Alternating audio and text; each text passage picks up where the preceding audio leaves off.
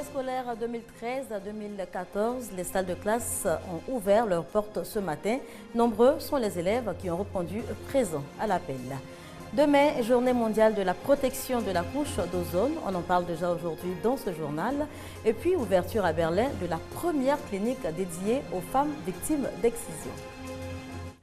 Voilà pour les titres. Madame, Monsieur, bonjour et bienvenue dans ce journal. Embouteillage et autres bouchons dans la circulation ce matin. L'école a effectivement repris ses droits ce 16 septembre. Les établissements scolaires ont reçu du beau monde pour ce premier jour de classe. En tout cas, au lycée Dédi Amundi Pierre d'Adjamé, où s'est rendu ce matin le ministre de l'Éducation nationale, Kandia Kamara. Plus de 2000 élèves ont répondu présents sur les 4000 inscrits. Le compte rendu de nos reporters dans nos prochaines éditions. 11 décembre 2013, date butoir pour les travaux de l'autoroute Abidjan-Yamoussoukro. Dans moins de 3 mois donc, l'ouvrage devrait être achevé. Le Premier ministre Daniel Kablan-Duncan et le ministre des Infrastructures, Patrick Hachi, étaient hier sur le terrain pour s'assurer de l'avancée des travaux. Franck Wadio. Le délai pour l'achèvement des travaux de l'autoroute du Nord fixé pour le 11 décembre prochain devrait être tenu. C'est ce qui ressort de cette visite du Premier ministre Daniel Kablan-Duncan qui, accompagné de Patrick Hachi, ministre des Infrastructures économiques, est allé sur le terrain se rendre compte de l'avancée des travaux, lesquels, notons-le, s'effectuent en 2 phases, l'axe Yamoussoukro-Saint-Grobo pour le nouvel autoroute et un ouvrage de réhabilitation portant sur l'axe Jesco-Saint-Grobo. Le chef de l'État a souhaité qu'on ne puisse livrer une autoroute neuve avec une ancienne autoroute qui est dans un état de dégradation avancé. Donc il a souhaité que le premier tronçon qui part ici de Jesco jusqu'à Saint-Grobo soit également réhabilité. Et je crois que le plus grand défi, c'est là, puisque nous avons pratiquement 2 mois et demi pour réhabiliter 140 km. Une visite qui aura donc permis de faire l'état des lieux pour ce qui concerne les stations à péage d'Atengue et de péage d'Alokwa, ainsi que le constat de l'engorgement des grands axes commerciaux tels Nzianois, d'où l'urgence de la célérité de ces travaux de réhabilitation et de construction de l'autoroute Abidjan-Yamoussoukro.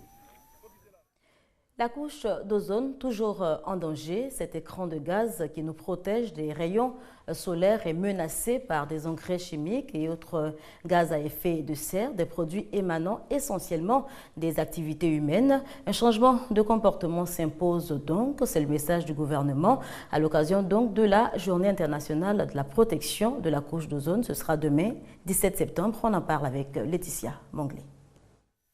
La couche d'ozone est la partie de l'atmosphère située entre 20 et 50 km d'altitude. Elle sert essentiellement à protéger la vie des êtres vivants sur Terre contre les rayons ultraviolets nocifs émis par le Soleil. Seulement depuis environ un quart de siècle, la couche d'ozone est menacée. Sa force de résistance s'affaiblit et la vie sur Terre aussi devient de plus en plus incertaine. À l'origine de cette dégradation, l'usage de produits chimiques tels que le bromure de méthyle, utilisé pour protéger les produits agricoles contre les parasites et maladies des végétaux. Pour lutter donc contre la dégradation de la couche d'ozone, les Nations Unies ont institué depuis 1994 la Journée internationale de la protection de la couche d'ozone. Le thème retenu cette année, une atmosphère saine, tel est l'avenir que nous voulons. La protection de notre atmosphère est une nécessité, voire une obligation, si nous voulons la survie des générations présentes et futures. Aussi importe-t-il que les gouvernements du monde entier, par leurs efforts constants, conservent le même esprit de dévouement, de coopération et d'innovation quant à l'application du protocole de Montréal adopté à cet effet. La Journée internationale de la protection de la couche d'ozone est célébrée le 16 septembre chaque année. Une occasion pour sensibiliser sur les pratiques éco-citoyennes telles que l'usage d'engrais naturels pour l'agriculture. Le secteur des ferrailleurs s'organise et ce ne sera pas sans les femmes. De plus en plus présentes dans ce secteur, elles se donnent les moyens de réussir dans le métier. Franck Wadio.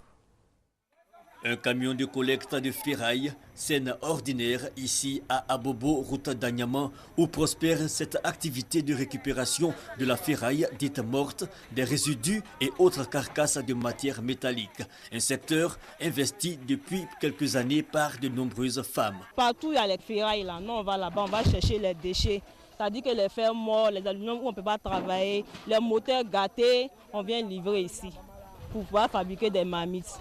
À la récupération de la ferraille et encore à la vente des ustensiles obtenus après la fonte du fer dans ces ateliers, les femmes sont omniprésentes, quelques 800 identifiées par la Chambre des métiers au niveau national. Elles exercent, disent-elles, dans un univers pas facile. C'est le milieu des hommes.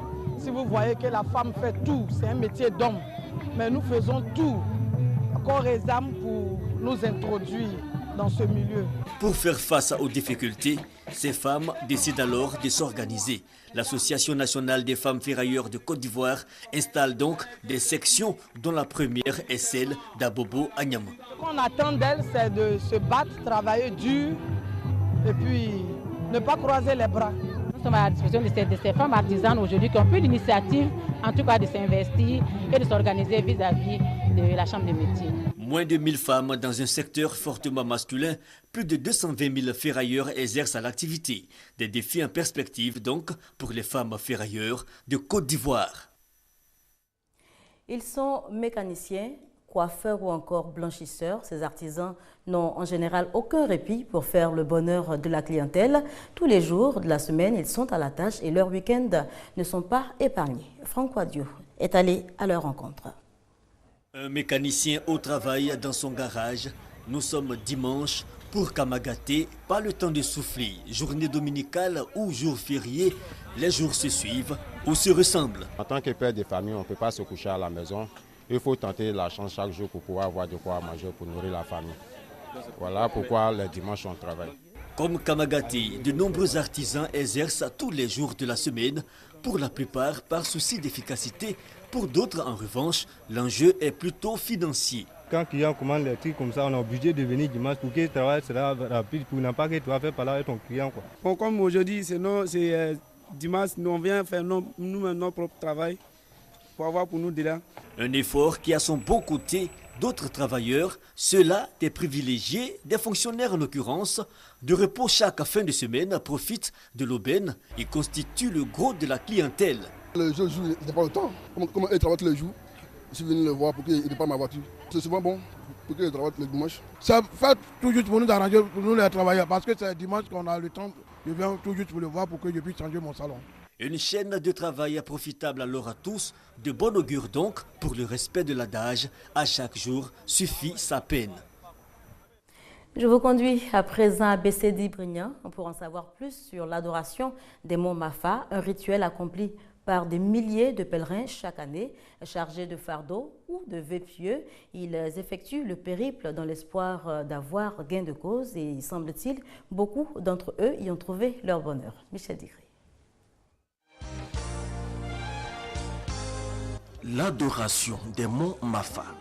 Des milliers de pèlerins à l'assaut des deux massifs granitiques situés mystérieusement dans une zone au relief non montagneux à Bessedi Brignan dans le département d'Adzopé. Une montée dans l'allégresse pour certains et la douleur pour d'autres.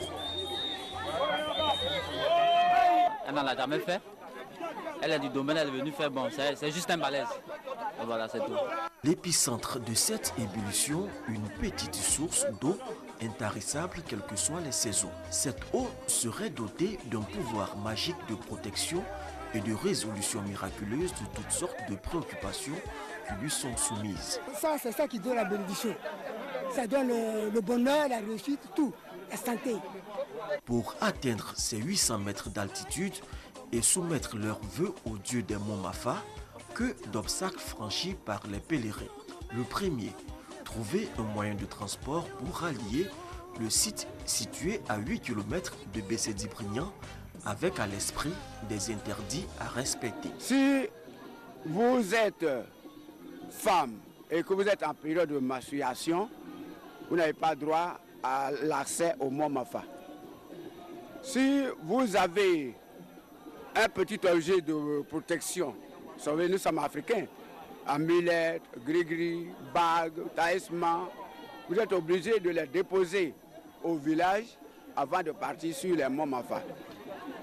À la veille, si vous avez eu une relation sexuelle, le matin, vous prenez votre bain, vous vous purifiez avant d'aller sur les monts Mafa. Ceux qui ne respectent pas les consignes s'exposent à des malédictions. Vous pouvez avoir tout de suite la démence jusqu'à ce qu'on va appeler l'adorateur. Il va venir prier pour vous avant que vous ne vous ressaisissez. À l'entrée du site, le sacrificateur fait la libation pour implorer la protection des mânes. Les pèlerins à tour de rôle sacrifient au rituel du bain au kaolin avec pour chacun un vœu. Ma vie est menacée par un douanier à cause de ma propre forêt. Chaque fois, je n'ai plus rien. Actuellement, je cherche maintenant même à me suicider. Un ami à Kafoussé Kabena m'a dit que de venir ici, peut-être que tu vas aller. Je suis venue pour que il exauce mes vœux. De réussir dans la vie, d'avoir mon bac cette année, d'avoir un bon mari pour aider mes parents aussi. Vous pensez que c'est tout pour vous donner un bon mari? Oui, parce qu'il a déjà fait au CM2. Il y a eu mon examen au CM2. Et pour le mari? Pour le mari, oui, je sais qu'il peut faire. Des vœux qui, selon des témoignages, se traduisent très souvent en réalité. Moi, je suis venue à l'année 2008. J'ai fait un vœu pour pouvoir rentrer à l'école professionnelle. Oui, le concours a marché. Quand tu n'as pas du travail, ou bien tu n'as pas d'enfant, quand tu viens, tu vois le vieux qui est en train de laver les gens là-bas. Les gens viennent solliciter de l'aide. Et souvent, ça réussit. Il y a beaucoup de gens qui viennent ici. Ça, c'est vraiment, c'est sûr. L'artiste ivoirien Frédéric Ewimewe, après le tournage de son clip Les Génies vous parlent sur ces roches, a reçu 3 prix à la cérémonie de Kora en 1998. Pouvoir magique des monts Mafa, mythe ou réalité, toujours est-il que la légende continue. La direction du tourisme veut faire du site un pôle touristique en Côte d'Ivoire. Il s'agit d'approcher la communauté villageoise pour libérer un certain nombre de terrains pour la construction d'auberges villageoises, l'aménagement du site, pour ne pas qu'il soit, dans les années à venir, complètement dénaturé. Escalader les monts Mafa, faire un vœu et espérer qu'il se réalise, chaque année, des milliers de pèlerins accomplissent le rituel avec une foi qui pourrait déplacer des montagnes. Voilà, reportage signé Michel Digré. Prière et adoration également à Niguinanou, c'est un village de la commune de Dabou. Cette fois, c'était pour dire merci à Dieu pour les 40 ans de l'église messianique de Côte d'Ivoire. Célébration suivie pour vous par Ami Kanga. 40 ans de l'église messianique célébrée sous le sceau de la fraternité et de la réconciliation à Niguinanou dans la commune de Dabou.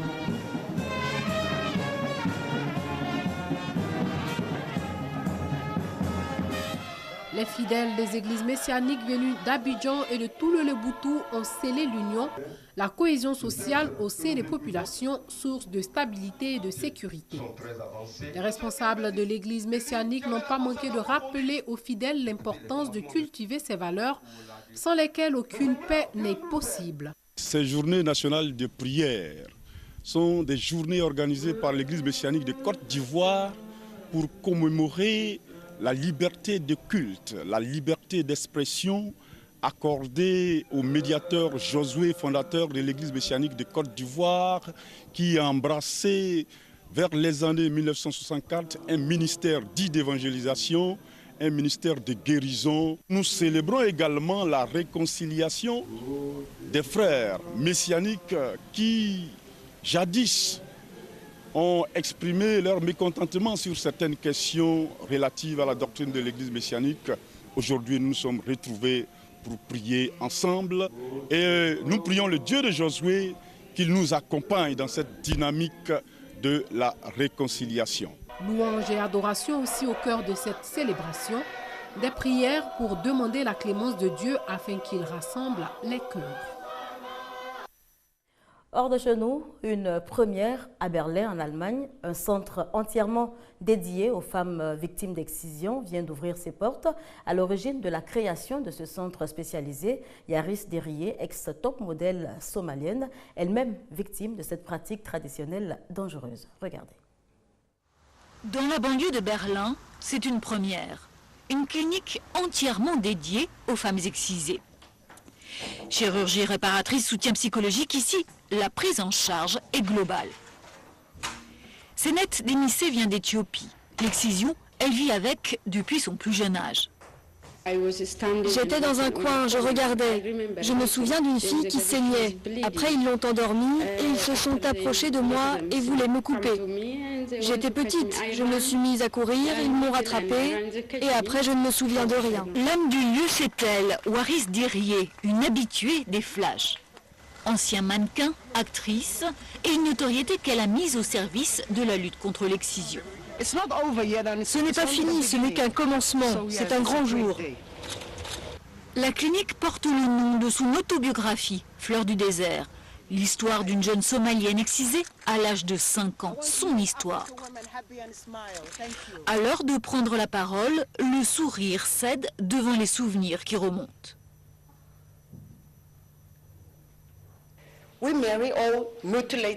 Quand on se marie, nous, les femmes mutilées, il n'y a rien, aucune joie.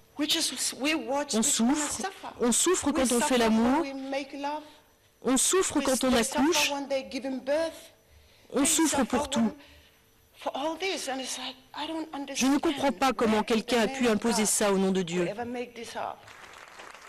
Et Yaris Deriye de rappeler ce chiffre, 3 millions, le nombre de fillettes excisées chaque année. Voilà, et puis sachez avant de nous dire au revoir que les Rwandais sont aux urnes depuis ce matin pour élire leurs députés. C'est ici qu'on s'arrête pour cette édition. Merci de nous avoir suivis.